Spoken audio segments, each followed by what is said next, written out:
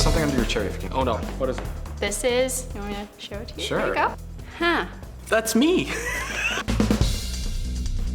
Tell me about Ritche on the tire swing. This is probably me at like 4 or 5, I guess. I really don't remember much, but I think it was shot in Toronto or somewhere on the mainland. We did a family drive across Canada when we were young, the late 70s or early 80s, I think, and yeah, we were just exploring Canada. I guess my parents decided to drive across and see what Canada was like few years after we've moved to Canada from the Philippines. What was it like growing up here as a young Filipino kid in Newfoundland? It was like I was fairly young to kind of remember, but I have flashbacks of like memories of growing up. I do remember other Filipino families living here, and that's who I grew up with were other kids around my age that later moved to the mainland, moved more west to the bigger Filipino communities, where it was a bit more diverse, and my family decided to stay here. It was hard for a lot of minorities to find work here as well, and that's why a lot of people left to go west. And like my sister, for example, my sister had an English degree. She finished Memorial. I didn't. She ended up having to move to Calgary to find work. But again, that was like Generation X era. Like there were. Why was it hard for them to find work? Credentials or? I don't know. Like there weren't many people. There weren't many minorities, people of color, or like you don't see. It wasn't. And this was in the early 90s. You don't normally see people working here with profession, like with careers. And I was lucky to be one of the people that managed to stay. Did you feel like you were a part of the community that you lived in? Like after some of these friends that you grew up with that were Filipino, moved back to the mainland, or moved to the mainland rather, did you feel like you were a part of this province, a part of the city? As a kid, I wasn't thinking, like I wasn't sure of that, but I did end up getting along and becoming friends with local Newfoundlander kids that accepted me. Like I do remember experiences of like when we first met that they didn't understand like the color of my skin or where I was from, who I was. What did that look like when they didn't understand it? Like for me, I look back at it now and I feel it was kind of an uneducated ignorance kind of thing, but I became friends with a lot of the friends that didn't understand, and I guess like from them like us hanging out and them coming over to my parents' house, they've kind of like learned. We would have rice for breakfast, fried rice for breakfast, and and food different foods that my friends would be eating, and they'd come over and they'd be overwhelmed and surprised at what we were eating, and I'd be going over across the street to my friend Randy's house, and I'd be excited eating like mac and cheese and and fish and brews. When you say that they were overwhelmed with the food, what was their reaction?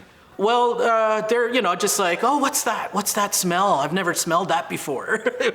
And it was probably my parents cooking shrimp and fish. Like we ate a lot of fish as well, like dried fish and stuff. I don't know if you know dried fish when you fry it. It's a lot more stronger than pungent. Yes. Fast forward a couple of years, you're in your teens and whatnot. Who was Ritche at that time? How would you describe him? In the after like sometime around high school, high school for me was kind of there were times there was difficult times. There was a lot of racism going on, or just uneducated assumptions and stuff like that. And as growing up as kind of like in kind of a punk kind of like alternative, like my sister and I, we didn't grow up the same as many of the Filipino family or Filipino friends, because we were influenced by a lot of like punk music. Skateboarding was a big part of me around here in the 80s, and with that being a little different through school and high school, there was a lot of on top of me being a person of color. there was some sort of kind of like bullying, like in my early junior high school days, there was bullying on the go, like I was being chased, and in the high school it was kind of more of the like hidden kind of, like you sensed that, you know, that no one would hang out with me. I had 4 skateboarder friends and few core friends that accepted, like that were really good friends. But yeah, like What did that racism look like? it was a lot of kids that called me names. My sister and I, and like there was probably like two to 5 kids that were going to this school that were minorities that and from what I remember, we got picked on a lot, chased, picked on, fights, names, lots of names. One specifically, like someone asked, one of the kids that I do remember, I'd never forget it. They asked me what language do I speak? Do I speak French? So I don't know. Like it's probably just like uneducated, like ignorance, I guess, that they didn't understand. But I went through a lot of that, and a lot of this, and maybe it led to me being more in denial of my culture. So I grew up kind of backing away from that and trying to adjust to, and trying to simulate or be more in the Western culture. To fit in. To fit in, exactly. Yeah, and I didn't know that I was doing it, but it was just instinct to do it, to feel more fit in with people. Sounded like it was a survival mechanism. Yeah. When did you? So you said you didn't notice it, but when did you start noticing that you had done that you were, assimilating or adapting to your? I think I'm in my 40s now, and I think I'm realizing all of this because realizing this just like in the past years now, because I'm older. I've become a bit more observant on myself. I traveled after my divorce in 2016 or 2015 or so. I decided to kind of rediscover my culture by leaving Canada and going to Philippines for about 2 months or so. And I took my mother back there. She moved back. She worked here all her years, and she decided to move back. And I wanted to kind of get away from what was going on here, feeling rock bottom. And I went and traveled on my own, and kind of understood, or trying to relearn my culture, trying to understand, meeting all my cousins and family back there, and seeing things. So. I look back at it, and I felt like that I missed out on some of the culture my Filipino culture that I didn't, I didn't go through while I was growing up here. What did that do to you? Like, what was that? What was going through your mind during that trip? Well, I went out there feeling like that it was kind of like a very low time of my life, because I separated, and I went out there just to kind of get back into this kind of survival mode, because I think I was very dependent on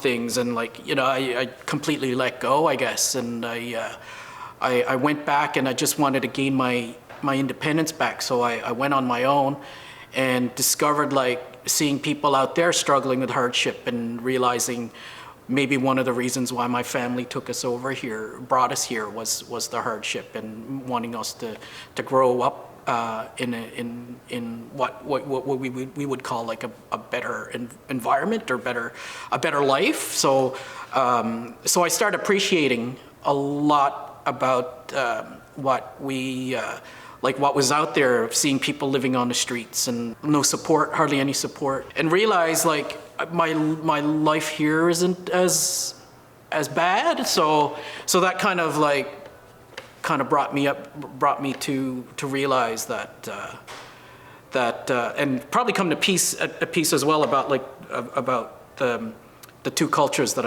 I grew up with Filipino culture and Newfoundland culture. So I came back trying to kind of immerse myself back into in the Filipino culture that I miss, because my mom isn't cooking for me anymore. So I miss the food, and I go to the Filipino gatherings and try to immerse myself with them and try to understand the culture again. So When have you felt the most connected in this province? 'Cause I think we've talked a little bit about some of the disconnections you've had, some of the experiences of racism, but have you felt a point of connection here, like in growing up, and when did you feel it the most? I think what my most connection would be in the early '90s. I played guitar and I started making music here locally, and I was in a band, and we played throughout the early '90s, mid '90s, and I'm still playing once in a while. But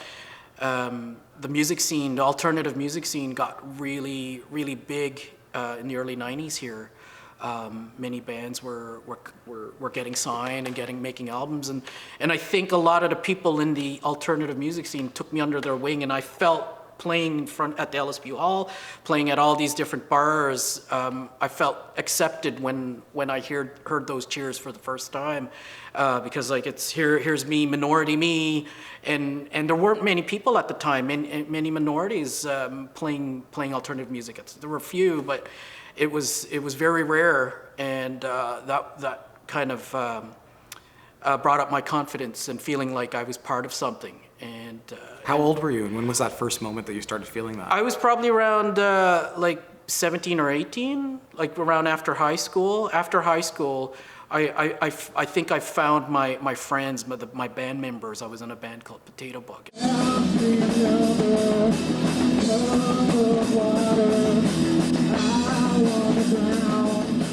Like there was no sense of like oh, you're different or whatever. What are you doing in the in the music community or in the music scene? Do you get this? Do you get asked where are you from? I still do, yeah. When people ask me that, I say I'm a Filipino, Newfoundlander, Canadian. Is the only way I can explain it. I can't go too deep because I'm just not the person to kind of explain. Like I don't want to make it trivial or difficult, but that's what I say. I say like, I grew up here. I became Canadian citizen in 1981 or 1980, so I'm Canadian. I was born in Philippines, and I grew up here, and I have a bit of the accent, or of being a Newfoundlander. I can talk Newfoundlandese if I go a little fast with speaking. So. If you were meeting a young Ritche, so it doesn't have to be you specifically, but what would you want to tell them? What would you want to warn them about, or advise them, or what would you want them to know about growing up here? I would say make as much friends as you can. Like I felt like for my experience, making friends, it does feel like you're part of community, part of something, part of a group. One of the big things that I do regret is I've missed out a lot of my Filipino culture. I wish I could have went back to the Philippines more and visited my family and kept up to date with what this and that, with what's happening out there and that. So yeah, I don't know. Oh, that's great. Okay. When Ram showed me this frame, or this picture, I was like, did my mom send you this? Because this frame is that was one of the part of the frames that I seen at my house growing up in on Nescope Crescent or so. I was like, wow. But yeah, that's me. And look, I probably have some soup stain on my t-shirt. So, all right.